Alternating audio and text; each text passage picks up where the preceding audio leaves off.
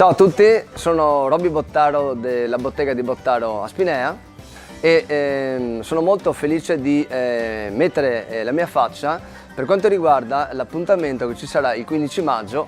Fuori la voce è arrivato anche a Spinea, finalmente, e io da padre e da marito dico che indipendentemente dalla fazione di cui uno fa parte o come la pensa, e il bullismo nelle scuole e rispettare la nostra donna credo sia la cosa più importante, al di fuori di tutto quello che politicamente può starci.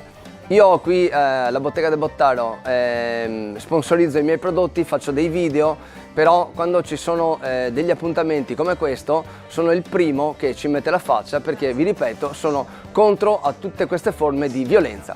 Eccomi qua.